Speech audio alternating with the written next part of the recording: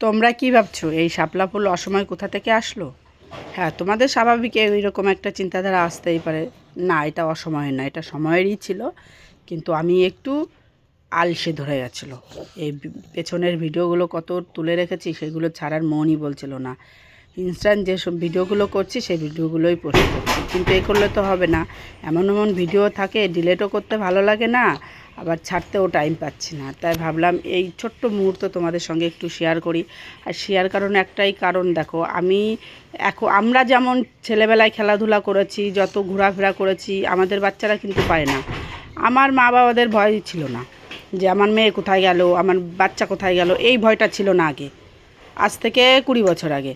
কিন্তু এখন আমার মেয়ে একটুখানি 1 ঘন্টা যদি চোখের আড়াল হয়, যদি কারুর বাড়িও যায়, তবুও ভয় করে আমার মেয়ে কোথায় গেল কোথায় গেল। তাই এইটা আমাদের মায়েদের এখনকার ভয় চলে এসছে। তো ছেলেবেলায় আমরা এরকম অনেক আনন্দ করেছি, তাই সেইটুকু আনন্দ যেটুকু করেছি, তাই ভাবলাম যখন এই আনন্দের মুহূর্তে আমাদের সামনে এসছে, তা আমার বাচ্চাদেরও একটু সেই আনন্দটা উপভোগ করাই। তাই সেই কারণেই আমি এই আনন্দটা উপভোগ করানোর চেষ্টা করেছিলাম। কিন্তু আমার মেয়ে খুবই খুশি হয়েছে, কোনো দিন তো এরকম করেনি।